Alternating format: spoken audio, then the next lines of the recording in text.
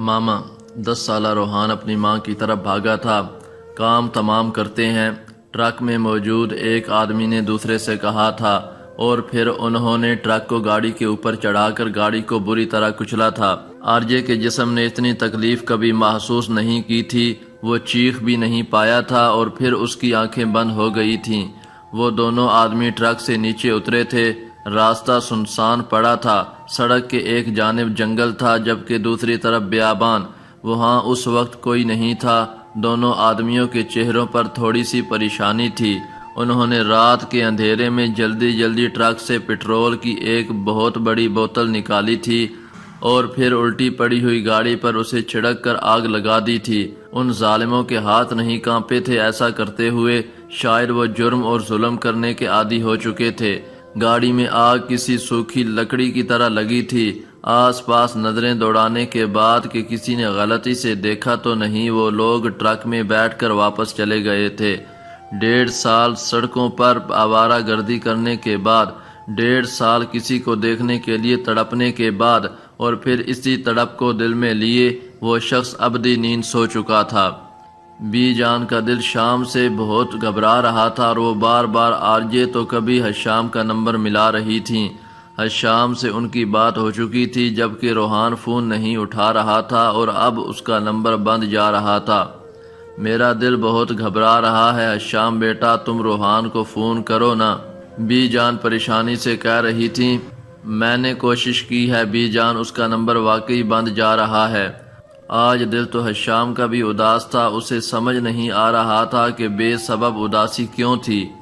رات اس کا شو تھا، میں پوچھتا ہوں اس کے کسی دوست سے، آپ پریشان نہ ہوں۔ وہ بی جان کو تسلی دینے کے بعد فون بند کر چکا تھا۔ وہ بار بار کبھی آرجے کا تو کبھی اس کے دوستوں کا نمبر ملا رہا تھا، لیکن کسی سے رابطہ ممکن نہیں ہو رہا تھا۔ رات اس نے آرجے کو لے کر ایک برا سا خواب دیکھا تھا۔ اس نے آرجے کو بہت تکلیف میں دیکھا تھا۔ وہ اسے شیطان کا بہکاوا سمجھ کر خود کو تسلی دے چکا تھا، لیکن اب اس کا دل ہول رہا تھا۔ اسے سمجھ نہیں آ رہا تھا کہ وہ کیا کرے۔ حشام اداس دل کے ساتھ یونیورسٹی آ گیا تھا، لیکن اس کا ذہن آرجے میں اٹکا تھا۔ آخری کلاس لینے کے بعد جیسے ہی وہ یونیورسٹی سے باہر نکلا تھا، اسے مدیحہ کی کال آئی تھی۔ وہ بار بار فون کر رہی تھی۔ حشام گاڑی چلاتے ہوئے فون نہیں سنتا تھا۔ اسے بار بار فون کرنے کے باعث حشام نے کال اٹھائی تھی۔ حشام بھائی، مدیحہ کی دل چیر دینے والی آواز ابھری تھی۔ کیا ہوا گڑیا؟ حشام نے پیار سے پوچھا تھا۔ حشام بھائی، اس نے پھر دہلا دینے والی چیخ ماری تھی۔ وہ بری طرح سے رو رہی تھی۔ کیا ہوا، رو کیوں رہی ہو؟ سب ٹھیک تو ہے نا؟ حشام کا دل کانپا تھا، اور پھر اس کے بعد مدیحہ نے جو اسے خبر دی تھی، اسے سن کر حشام کی گاڑی کا ایکسیڈنٹ ہوتے ہوتے بچا تھا۔ اسے مدیحہ کے الفاظ کسی بم دھماکے سے کم محسوس نہیں ہو رہے تھے۔ اس کا دماغ سائیں سائیں کر رہا تھا۔ بیچ سڑک میں وہ گاڑی روکے بے یقینی اور حیرت و خوف سے پھٹے چہرے کے ساتھ موبائل کو دیکھ رہا تھا، جس سے مدیحہ کے رونے کی آواز ابھر رہی تھی۔ ہانی بچے، تمہیں کوئی بار بار فون کر رہا ہے، پہلے فون سن لو۔ لوسی ماں کی آواز ابھری تھی۔ ہانم کچن میں حلیمہ بی کے ساتھ مل کر کوکنگ کرنے کی کوشش کر رہی تھی۔ وہ بچپن سے لے کر اب تک اپنی پڑھائی میں اتنی مشغول رہی تھی کہ اسے گھر کے کام سیکھنے کا موقع ہی نہیں ملا تھا، اور اب وہ اپنا وقت گزارنے کے لیے حلیمہ بی کے ساتھ کوکنگ کرنے کی کوشش کرتی تھی۔ آ رہی ہوں لوسی ماں، ہانم نے کچن سے ہی جواب دیا تھا۔ وہ خود کو نارمل دکھاتی تھی، دن میں وہ سب کے ساتھ ہوتی تھی۔ اس نے اپنا درد چھپانا شروع کر دیا تھا، البتہ رات کو ماضی کی یادیں اسے کسی زہریلے سانپ کی طرح ڈستی تھیں۔ وہ سنک پر ہاتھ دھونے کے بعد کچن سے نکل کر لاؤنج میں آئی تھی، جہاں میز پر رکھا اس کا فون بار بار رنگ کر رہا تھا۔ لوسی ماں ایکویریم میں گھومتی رنگ برنگی مچھلیوں کو ان کی خوراک ڈال رہی تھی۔ ماہم کی کال تھی۔ ہانم کے چہرے پر مسکراہٹ پھیل گئی تھی۔ ہیلو، السلام علیکم، ہانم نے خوش دلی سے کہتے ہوئے فون کان سے لگایا تھا۔ ہانو آپی، جواد کی آواز ابھری تھی۔ ہانم ایک دم چونکی تھی۔ کیا ہوا جواد؟ ہانو آپی، وہ جواد ہچکیاں لے رہا تھا، وہ رو رہا تھا۔ یا اللہ خیر۔ حانم کا دل دہل گیا تھا، اس نے بے ساختہ دعا مانگی تھی۔ آپی وہ مر گیا۔ جواد بری طرح سے رو رہا تھا۔ کون مر گیا جواد؟ حانم کو اپنا سانس رکتا ہوا محسوس ہوا تھا۔ ہانو آپی آرجے مر گیا۔ جواد کے الفاظ اس پر کسی بجلی کی طرح گرے تھے۔ وہ وہیں صوفے پر ڈھہ گئی تھی۔ آپی آرجے کا ایکسیڈنٹ ہوا، کل رات وہ مر گیا۔ حانم کو سمجھ نہیں آ رہی تھی کہ وہ جواد کو کیا جواب دے۔ وہ جانتی تھی کہ ماہم اور خاص طور پر جواد آرجے کا کتنا بڑا مداح تھا۔ اس کے تو کمرے میں بھی آرجے کی فوٹو لگی تھی۔ ایسا نہیں ہو سکتا، نہ آپی وہ نہیں مر سکتا، نہ وہ ابھی تو جواد سے بولا نہیں جا رہا تھا۔ وہ ماشاءاللہ 15 سال کا ہو چکا تھا، حانم اور ماہم سے قد میں زیادہ لمبا ہو چکا تھا، اور ایک سنگر کے لیے جسے وہ کبھی ملا ہی نہیں تھا، اس کے مرنے پر پاگلوں کی طرح رو رہا تھا۔ تمہیں کس نے کہا جواد؟ میرا مطلب، حانم نے کپ کپاتے لبوں سے پوچھا تھا۔ ٹی وی پر دیکھا، ہر جگہ نیوز چل رہی ہے۔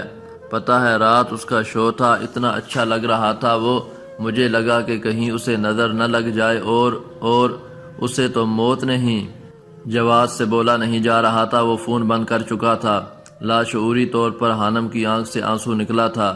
اس کے گال سے پھسلنے کے بعد اس کی گور میں رکھے ہاتھ پر جا گرا تھا۔ وہ ایک دم چونکی تھی۔ کیا اس شخص کے مر جانے سے حانم کی اذیت میں کمی آ جانی تھی؟ کیا وہ سب کچھ بھول سکتی تھی؟ حانم کو سمجھ نہیں آ رہا تھا کہ اسے اس انسان کی موت پر افسوس کرنا چاہیے یا خوش ہونا چاہیے۔ اسے اپنے دماغ میں درد کی ایک لہر اٹھتی ہوئی محسوس ہوئی تھی۔ وہ مرے مرے قدموں سے اٹھ کر اپنے کمرے کی طرف بڑھ گئی تھی۔ کلو نفس ذائقۃ الموت، ہر نفس کو موت کا ذائقہ چکھنا ہے۔ خالق کائنات اللہ رب العزت نے ہر جاندار کے لیے موت کا وقت اور جگہ متعین کر دی ہے، اور موت ایسی شے ہے کہ دنیا کا کوئی بھی شخص، خواہ وہ کافر ہو یا فاجر، حتیٰ کہ دہریہ بھی کیوں نہ ہو، موت کو یقینی مانتا ہے۔ اگر کوئی موت پر شک و شبہ بھی کرے تو اسے بے وقوفوں کی فہرست میں شمار کیا جاتا ہے، کیونکہ بڑی بڑی مادی طاقتیں اور مشرق سے مغرب تک قائم ساری حکومتیں موت کے سامنے عاجز و بے بس ہو جاتی ہیں۔ موت بندوں کو ہلاک کرنے والی، بچوں کو یتیم کرنے والی، عورتوں کو بیوہ کرنے والی، دنیاوی ظاہری سہاروں کو ختم کرنے والی، دلوں کو تھرانے والی، آنکھوں کو رلانے والی، بستیوں کو اجاڑنے والی، جماعتوں کو منتشر کرنے والی، لذتوں کو ختم کرنے والی، امیدوں پر پانی پھیرنے والی، ظالموں کو جہنم کی وادیوں میں جھلسانے والی، اور متقیوں کو جنت کے بالا خانوں تک پہنچانے والی شے ہے۔ موت نہ چھوٹوں پر شفقت کرتی ہے، نہ بڑوں کی تعظیم کرتی ہے، نہ دنیاوی چودھریوں سے ڈرتی ہے، نہ بادشاہوں سے ان کے دربار میں حاضری کی اجازت لیتی ہے۔ جب بھی حکم خداوندی ہوتا ہے تو تمام دنیاوی رکاوٹوں کو چیرتی اور پھاڑتی ہوئی مطلوب کو حاصل کر لیتی ہے۔ موت نہ نیک صالح لوگوں پر رحم کھاتی ہے، نہ ظالموں کو بخشتی ہے۔ اللہ کے راستے میں جہاد کرنے والے کو بھی موت اپنے گلے لگا لیتی ہے، اور گھر بیٹھنے والوں کو بھی موت نہیں چھوڑتی۔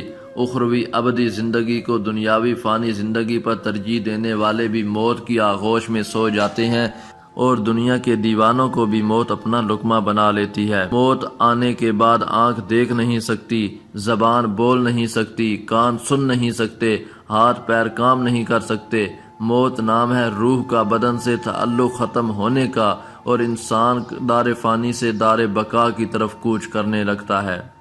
ترقی یافتہ سائنس بھی روح کو سمجھنے سے قاصر ہے، حالانکہ اللہ تعالیٰ نے قرآن حکیم میں واضح طور پر اعلان فرما دیا ہے، قُلِ الرُّوحُ مِنْ أَمْرِ رَبِّی، روح صرف اللہ کا حکم ہے۔ موت پر انسان کے اعمال کا رجسٹر بند کر دیا جاتا ہے، اور موت پر توبہ کا دروازہ بند اور جزا و سزا کا وقت شروع ہو جاتا ہے۔ حضور اکرم صلی اللہ علیہ وآلہ وسلم نے ارشاد فرمایا، اللہ تعالیٰ بندے کی توبہ قبول کرتا ہے یہاں تک کہ اس کا آخری وقت آ جائے۔ ہم ہر روز، ہر گھنٹہ، بلکہ ہر لمحہ اپنی موت کے قریب ہوتے جا رہے ہیں۔ سال، مہینے اور دن گزرنے پر ہم کہتے ہیں کہ ہماری عمر اتنی ہو گئی، لیکن حقیقت یہ ہے کہ یہ ایام ہماری زندگی سے کم ہو گئے۔ موت ایک مصیبت بھی ہے، جیسا کہ اللہ تعالیٰ نے فرماتا ہے، اور وہیں تمہیں موت کی مصیبت پیش آ جائے۔ اللہ تبارک و تعالیٰ نے اپنے قرآن پاک کے اندر متعدد آیات میں موت اور اس کی حقیقت کو بیان کیا ہے۔ لیکن ایک بات تو طے ہے، موت بہت برا فعل نہیں ہے۔ موت ایک عمل ہے، ایک راستہ ہے، موت کا ایک وجود ہے۔ ہم کیوں کہتے ہیں کہ موت آ گئی، موت آئے گی؟ یقیناً یہ ایک وجود رکھتی ہے جو جب آتی ہے تو انسان کو ایک دنیا سے کاٹ کر دوسری دنیا سے جوڑ دیتی ہے۔ وہ صوفے پر بیٹھی سامنے دیوار پر لگی بڑی سی سکرین پر اس شخص کی موت کی خبر سن رہی تھی جسے چاہنے کا وہ دعویٰ کرتی تھی۔ وہ شمائل نیازی وزیر خارجہ کی بیٹی جس کے باپ کی دور دور تک پہنچ تھی، وہ ایک شخص کو اپنا نہیں بنا سکی تو اسے ختم کر دیا۔ وہ وہی تھی جو اس دن یونیورسٹی میں کیفے پر آرجے کو دھمکی دے کر گئی تھی۔ اس کی آنکھوں میں نمی پھیلی تھی لیکن اس کے چہرے پر مسکراہٹ تھی۔ اسے یاد تھا کچھ دن پہلے کا واقعہ جب اس نے آرجے کو فون کیا تھا، پلیز آرجے دیکھو، مان جاؤ یا مجھے بتا دو کہ مجھ میں کس چیز کی کمی ہے، میں تمہیں بہت چاہتی ہوں، مجھے اگنور مت کرو۔ اس نے آرجے کی منت کی تھی، لیکن میں تمہیں نہیں چاہتا۔ کیوں؟ آخر کیوں؟ کون ہے وہ جس کے عشق میں تم گرفتار ہو چکے ہو؟ وہ چلائی تھی، یہ میں تمہیں نہیں بتا سکتا۔ وہ پھیکی سی ہنسی ہنس دیا تھا۔ تم نے تو کہا تھا کہ تمہیں کبھی کسی سے محبت نہیں ہوگی، یقیناً وہ تمہاری نئی گرل فرینڈ ہوگی جس کے لیے تم مجھے اگنور کر رہے ہو۔ محبت ہونا نہ ہونا میرا ذاتی مسئلہ ہے، اور وہ جو بھی ہے الگ ہے۔ وہ میرے ساتھ نہیں ہے، مجھے اس سے عشق نہیں ہے، بس اسے دیکھنے کی چاہ ہے۔ وہ اپنی دھن میں بول رہا تھا۔ شمائل کو تو وہ گویا آگ لگ چکا تھا۔ میری ایک بات یاد رکھنا، میں اسے ختم کر دوں گی۔ اس نے دھمکی دی تھی۔ اس تک تو میں نہیں پہنچ پایا، تم کیا خاک پہنچو گی؟ وہ ہنس دیا تھا۔ انہیں دیکھنے کی جو لو لگی تو نصیر دیکھ ہی لیں گے ہم، وہ ہزار آنکھ سے دور ہوں، وہ ہزار پردہ نشی سہی۔ تم نے کسی اور کا ہونے کا سوچا نہ تو میں تمہیں مار ڈالوں گی۔ وہ پاگل ہو گئی تھی۔ مار ڈالو، لیکن کسی اور کا ہونا اب میرے بس میں نہیں۔ اس کی بات سن کر شمائل گنگ رہ گئی تھی۔ اسے یقین نہیں آ رہا تھا کہ یہ 2 سال پہلے والا آرجے تھا جو اس کے ساتھ رہتا تھا۔ میری زندگی تو فراق ہے، وہ ازل سے دل میں مکی سہی، وہ نگاہ شوق سے دور ہے، رگ جاں سے لاکھ کریں سہی، ہمیں جان دینی ہے ایک دن، وہ کسی طرح وہ کہیں سہی۔ وہ خوبصورتی سے گنگناتا فون بند کر چکا تھا، یعنی وہ مرنے کو تیار تھا لیکن اسے اپنانے کو نہیں۔ کتنے ہی پل وہ اس کی آواز کے سحر مبتلا رہی تھی، اور پھر سمجھ آنے پر فون زور سے دیوار پر دے مارا تھا۔ میں تمہیں نہیں بخشوں گی آرجے، وہ چلائی تھی، اور اب اس نے اپنا دعویٰ سچ کر دکھایا تھا۔ وہ واقعی اپنی جان دے گیا تھا، کسی طرح بھی کہیں سہی۔ میں چاہتا ہوں کہ اب آپ اپنی تعلیم کو جاری رکھیں، بہت سا وقت ہو گیا آپ کو دنیا سے کٹ کر رہتے ہوئے۔ ہمدان انکل پیرس آئے تھے اور اس وقت ہانم کے سامنے بیٹھے انہیں سمجھا رہے تھے۔ ان کی بات پر ہانم نے چونک کر انہیں دیکھا تھا۔ اسے تعلیمی اداروں کے نام سے بھی خوف ہونے لگا تھا۔ وہ خاموشی سے انہیں دیکھتی رہی۔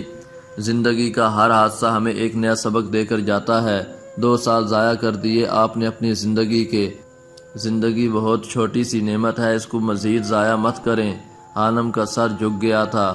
2 سال اس شخص کی وجہ سے ہانم نے تنہا گزارے تھے۔ اب تک تو اس کا ماسٹر بھی کب کا مکمل ہو جانا تھا۔ اس کے دل میں ہوک اٹھی تھی، لیکن اب وہ خود نہیں تھا۔ میں آپ کے سارے کاغذات لے آیا ہوں۔ مجھے امید ہے ہانی بیٹا آپ ہم سب کو مایوس نہیں کریں گی۔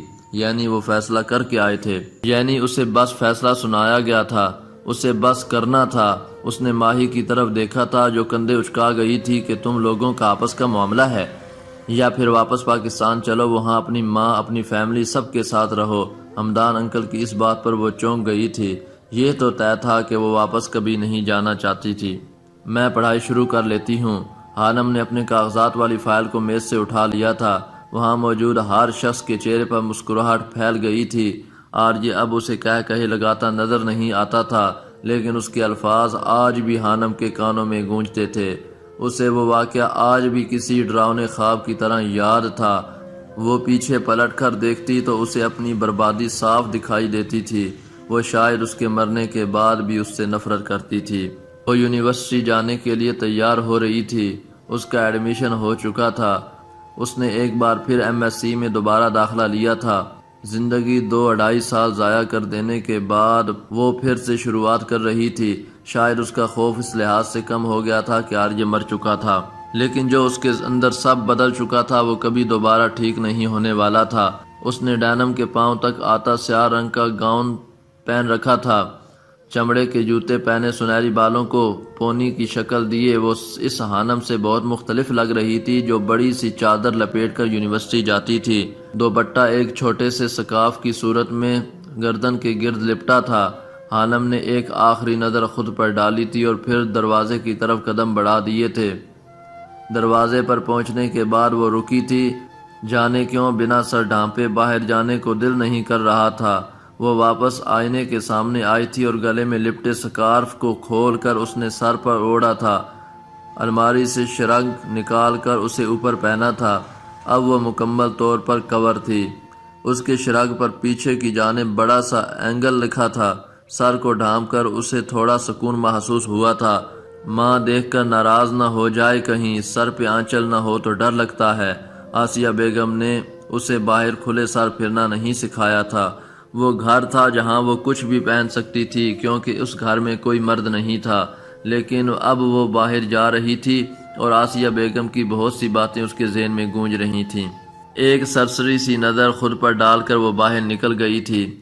اور سچ تو یہ ہے کہ ہم کبھی بدلتے ہی نہیں ہیں۔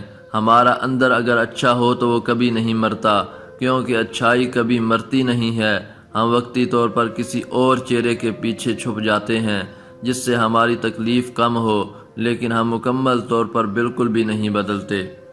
یونیورسٹی کی دنیا بہت الگ تھی۔ وہ جیالوجی ڈپارٹمنٹ کے کیفے پر بیٹھی تھی۔ اس نے جانے کیوں اس مضمون کا انتخاب کیا تھا۔ اسے پڑھنے میں اب کہاں دلچسپی تھی، اسے بس اپنا وقت گزارنا تھا۔ ہانم نے سامنے پڑے کافی کے کپ کو اٹھا کر لبوں سے لگایا تھا۔ لڑکے لڑکیوں کے گروپس اسے دوستوں کی یاد دلا رہے تھے، لیکن وہ سوچنا نہیں چاہتی تھی۔ وہ دیکھو، ہماری نئی کلاس فیلو آئی ہے، ایک لڑکے نے میڈی کے کان میں سرگوشی کی تھی۔ میڈی کلاس کا سب سے شرارتی لڑکا تھا جو نئے آنے والے سٹوڈنٹس اور پہلے سے موجود سٹوڈنٹس کا جینا حرام کر کے رکھتا تھا۔ کدھر ہے؟ میڈی نے چونک کر پوچھا تھا۔ وہ پہلے کلاس میں موجود نہیں تھا، لیکن اب آیا تھا تو اس کے دوست نے اسے بتایا تھا۔ وہ سامنے دیکھو، بلیک ڈریس والی، جیکی نے اشارہ کیا تھا۔ اوکے، میں ذرا ہیلو ہائی کر کے آتا ہوں، میڈی شرارت سے کہتا اٹھا تھا۔ میڈی کی طرف ہانم کی پشت تھی، وہ اس کے قریب پہنچ چکا تھا۔ اس نے ہانم کے شرگ پر بڑا سا اینجل لکھا دیکھا تھا۔ وہ اکیلی بیٹھی تھی، انٹر سٹنگ۔ وہ مسکراتے ہوئے اس کے سامنے جا کر خالی کرسی پر براجمان ہو چکا تھا۔ ہانم نے چونک کر اسے دیکھا تھا، پھر وہ نارمل ہو گئی تھی۔ وہ جانتی تھی کہ یہ پیرس کی یونیورسٹی تھی، اس کی پی یو نہیں، جہاں لڑکے کم از کم لڑکی کی اجازت کے بنا اس کے پاس نہیں بیٹھ سکتے تھے۔ ہیلو اینجل، میں ہوں میڈی۔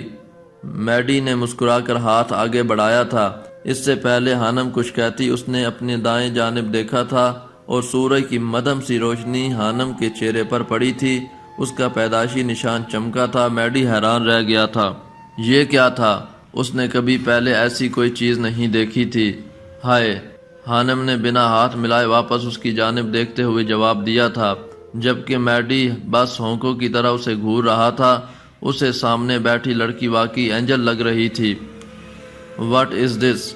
اس نے انگلی سے ہانم کے چہرے کی طرف اشارہ کیا تھا۔ برتھ مارک، وہ کتنے سکون سے جواب دے رہی تھی۔ یقین نہیں ہوتا۔ میڈی کا منہ ابھی بھی حیرت سے کھلا ہوا تھا۔ وہ پتہ نہیں کیوں اس جگہ سے اٹھا تھا اور پھر واپس اپنے دوست کی طرف بڑھ گیا تھا۔ اس میں ہانم کے سامنے بیٹھنے کی ہمت نہیں ہو رہی تھی، جبکہ ہانم اسے حیرت سے جاتا دیکھ رہی تھی۔ میں نے تو کچھ نہیں کہا۔ ہانم نے کندھے اچکائے تھے اور پھر کافی کا آخری گھونٹ پینے کے بعد وہ اٹھ کر اپنی کلاس کی جانب بڑھ گئی تھی۔